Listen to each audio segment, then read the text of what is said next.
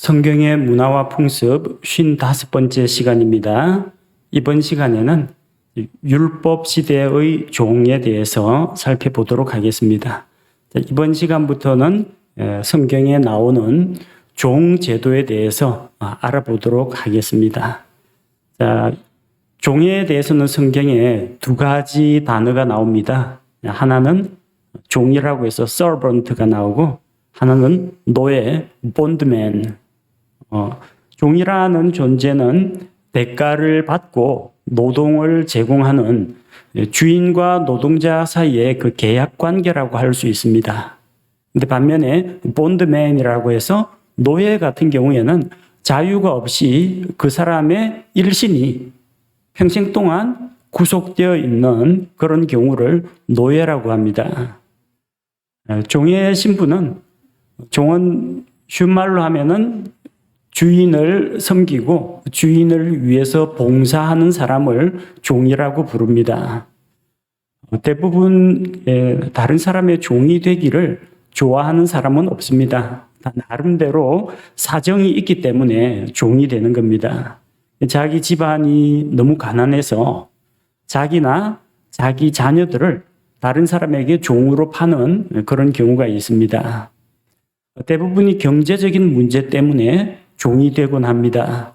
레위기 25장 39절 말씀해 보니까 내 옆에 거하는 내 형제가 가난하게 되어 내게 팔리거든 너는 그를 강제하여 노예처럼 섬기게 하지 말고.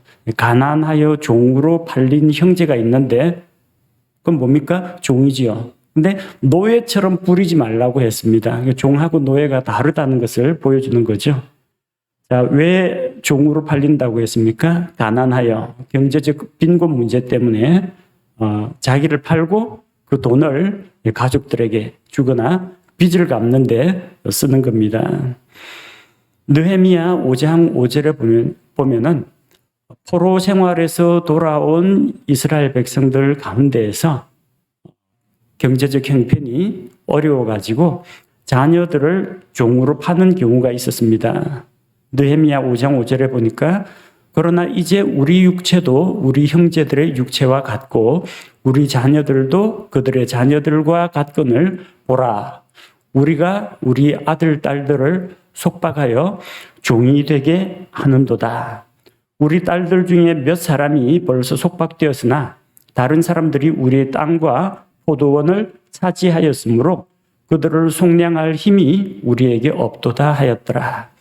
가나안에서 자기 자녀들을, 아들이나 딸을 다른 사람에게 종으로 팔고 그 몸값을 부모가 받는 걸 말합니다. 그런데 그 당시 경제적으로 어려우니까 그렇게 한번 판 자녀들을 되찾아와야 하는데 되찾아오려면 재산이 있어야 되겠죠. 무슨 자기 소유의 밭이나 포도원이나 이런 것이 있어야 하는데 그것마저 다른 사람 소유가 되었기 때문에 그들을 자유인으로 속량시킬 능력이 그들에게 없었다고 했습니다. 경제적 빈곤으로 인해서 종이 되는 경우가 있고 또 죄를 지은 경우에 종이 되는 경우가 있습니다. 도둑질을 하다가 훔치면은 어떻게 됩니까? 도둑질하다 훔치다가 붙잡히면은 벌을 받겠죠. 배상을 해줘야 됩니다. 도둑이 붙잡히면 배상을 해야 됩니다. 자기가 훔친 것은 물론이고 그 이상으로 배상을 해줘야 됩니다. 자, 그런데 만약 배상할 것이 없으면 어떻게 됩니까? 자기 몸으로 봉사를 해야 됩니다. 출애굽기 22장 3절에 보니까 그 도둑 위에 해가 돋았으면 그를 위해 피를 흘려야 하리라. 도둑이 반드시 전액 배상하되, 도둑질하다 붙잡히면 배상을 해야 됩니다. 가진 것이 없으면 자기 몸을 팔아 그 도둑질한 것을 배상할 것이니라. 자기 몸을 팔아, 자기 몸을 종으로 팔아서 그 종의 몸값을 가지고 도둑질한 것을 배상하라는 겁니다. 이렇게 종이 되는 이유는 대부분 경제적인 문제 때문에 돈이 없어서 가난하여 빚을 갚을 능력이 없어서 종이 됩니다.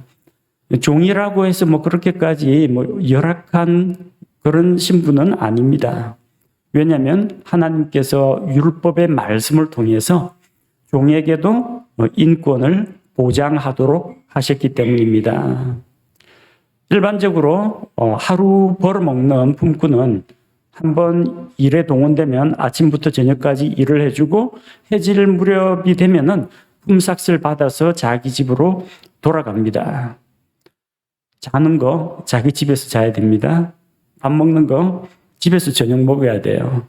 근데 종은 주인에게 소속되어 있기 때문에 주인에게서 의식주를 모두 공급받습니다. 주인이 옷을 해입혀야 되고 주인이 그에게 먹을 것을 주어야 되고 주인이 종이 거할 숙소까지 제공해야 됩니다. 어떤 면에서는 품꾼보다는 더 복지가 낫다고 볼 수가 있습니다.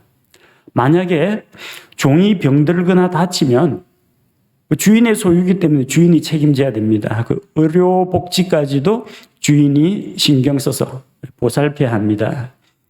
누가복음 7장 3절에 보면은 예수님께 나아온 어떤 백부장 이야기가 기록되어 있습니다. 백부장이 예수님께 나와서 자기 종의 병을 고쳐달라고 요청합니다. 자기 아들의 병을 고쳐달라고 예수님께 찾아온 귀인이 있습니다. 근데 이 백부장은요, 자기 종을 위해서 예수님께 간청을 했습니다. 종이 아픈 것은 다 주인의 책임입니다. 그를 치료하고 낫게 해줘야 됩니다. 그래야 집안에서 일을 할 수 있지 않습니까? 종에게 필요한 모든 것은 주인에게서 나온다는 거 대단히 중요합니다. 하나님께서는 또 율법을 통해서 이스라엘 백성으로 하여금 종에 대해서 지나치게 엄격하게 대하거나 학대하지 못하도록 율법으로 아예 정해 놓았습니다. 종에게 친절과 긍휼을 베풀라고 했습니다. 레위기 25장 39절 53절에 보면 주인은 종을 엄하게 대하거나 너무 터무니없이 힘든 일을 시키거나 하루 동안에 다 처리하지 못하는 힘든 일들을 시간 내에 끝내라고 닥달을 한다거나 목표를 완수하지 못했다고 매를 들거나 채찍질을 하거나 그래서는 안 된다는 겁니다. 종을 일하는 사람으로 사용하는 건 괜찮은데 종을 학대하거나 괴롭혀서는 안 된다고 했습니다. 그리고 종에게도 휴일이 보장됩니다. 출애굽기 20장 10절에 나오는 안식일의 율법에 의하면은 안식일에는 내 남종이나 여종이나 일을 시키지 말라고 했습니다.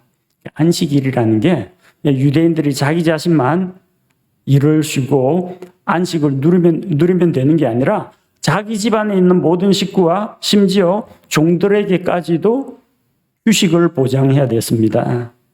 그러니까 종들은 일주일에 한 번 안식일에는 휴일이 되는 겁니다. 일을 하지 않고 쉴 수가 있다는 겁니다. 이거는 율법으로 보장된 복지입니다. 안식일에 이스라엘 사람들이 일을 하지 않습니다. 아무도 일 안 해요. 주인이고 하인이고 아무도 일을 하지 않습니다. 하나님께서 이것을 명문화해 둔 것입니다.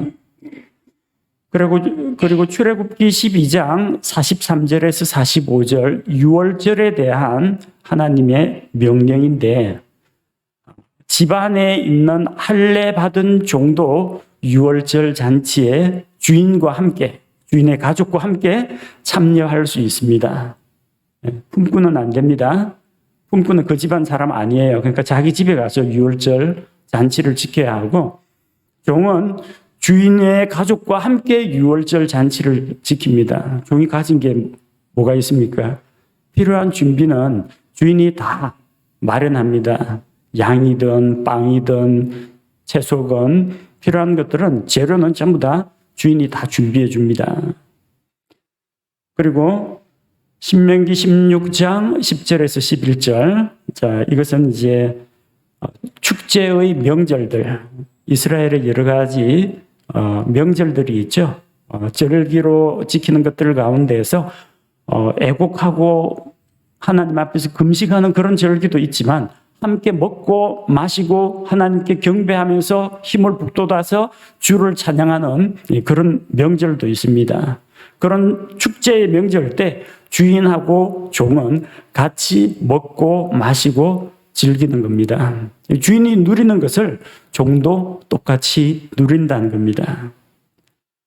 그래서 율법 시대의 종이라고 해서 무슨 가혹한 그 업무량과 또 주인의 어떤 채찍질이나 매질에 시달리면서 눈물 흘리면서 고생하는 그런 노예하고 혼동을 하시면 안 됩니다. 물론 이제 종도 이제 종 나름인데 자기 주인이 어떤 사람이냐 거기에 따라 대우가 달라집니다. 뭐 사회생활 해보신 분들 잘 아시죠? 직장 생활이 편하냐 편하지 않느냐, 어떠한 직장 상사를 만나느냐, 어떤 직장 동료를 만나느냐 거기에 따라서 달라집니다. 종도 마찬가지예요.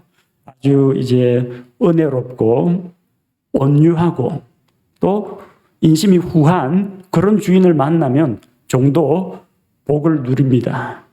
그런데 치졸하고 인색하고 쪼잔하고 고집세고 난폭하고 성질급한 주인 만나면요, 그 밑에 있는 종은 아무래도 고생하고 시달리게 됩니다.